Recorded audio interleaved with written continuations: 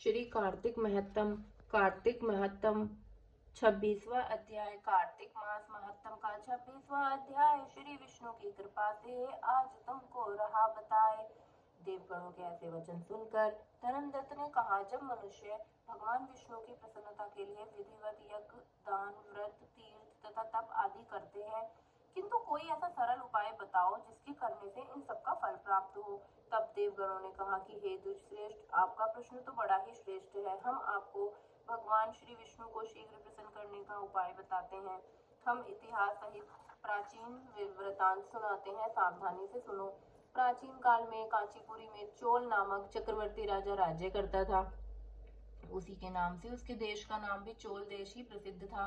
राजा चोल के राज्य में कोई भी प्राणी दरिद्री, दुखी, पापी व रोगी न था। यह सब राजा के यज्ञ करने का प्रभाव था। ताम्रवर्णी नदी के दोनों किनारों पर स्वर्ण के यज्ञ स्तंभ सुशोभित थे। हे द्विजेश्वर, एक दिन राजा भगवान विष्णु के पास गया। भगवान उस समय शेष शैया पर योग निद्रावश सो रहे थे। राजा ने उनकी मणियों, मोतियों और स्वर्ण के दिव्य फलों और फूलों द्वारा पूजा की। वह साष्टांग प्रणाम करके भगवान के चरणों के पास ही बैठ गया।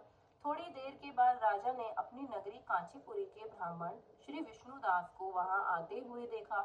विष्णुदास भगवान की पूजा करने के लिए तुलसी दल और जल लिए था। विष्णुदास ने वहां आकर भगवान को विष्णु सूक्त मंत्रों द्वारा स्नान करवाकर मंजरी तथा तुलसी दलों से उनका विधि पूर्वक पूजन किया। विष्णुदास के चढ़ाए हुए तुलसी दलों से राजा के चढ़ाए हुए मणि और मोती व स्वर्ण के फूल ढक गए। राजा यह देखकर क्रोध से भर गया और बोला, ढोंगी मूर्ख, तूने मेरी चढ़ाई हुई मणियों और मोतियों व सोनों के फूलों को तुलसी दल व अपने सारे फूलों से ढक दिया है। तू भला भक्ति करना क्या जाने, क्योंकि तूने मेरे किए विचित्र श्रृंगार को बिगाड़ दिया है।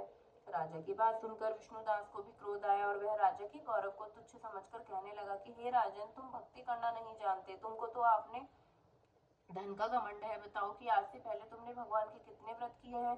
देवगण ने कहा, ब्राह्मण के ऐसे वचन सुनकर राजा ने घमंड में हंसकर कहा कि हे विप्र, भगवान की भक्ति के अभिमान से यदि तू ऐसी बात कह रहा है तो मैं तुझसे पूछता हूँ कि तेरे जैसे भिखमंगे ब्राह्मण ने भगवान की भक्ति कितनी की है, क्योंकि तुमने आज तक भगवान की प्रसन्नता के लिए कुछ भी नहीं किया। ना तो कोई मंदिर ही बनवाया है तुमने, ना भला इस प्रकार की भक्ति की है जैसा कि तुम कह रहे हो। क्या गर्व कर सकते हो?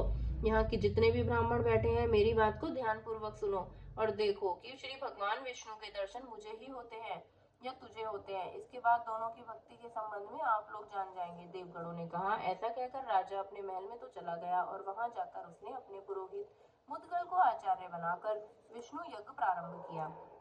उसने उस यज्ञ में अनेक ऋषि महर्षियों को बुलाया, उसको बहुत सा अनाज और धन आदि दक्षिणा दी। उधर विष्णुदास भी अपने मंदिर में रहकर भगवान की प्रसन्नता के लिए व्रत करने लगा। उसने माघ तथा कार्तिक मास के लिए तुलसी के वन का पूजन किया और एकादशी को भगवान विष्णु के द्वादश अक्षर मंत्र का जप किया। वह भगवान को प्रसन्न करने के लिए गीता गाता रहा, वह नृत्य करता रहा, वह नित्य प्रति व्रत करता था, भूमि पर तो सोता था। हर समय भगवान को प्रसन्न करने के लिए एकादशी के व्रत भी किए और उन व्रतों के नियमों का पालन भी किया और उद्यापन भी किया। और इस प्रकार राजा चोल और विष्णुदास द्वारा आराधना करते हुए बहुत दिन बीत गए। श्री राधे राधे।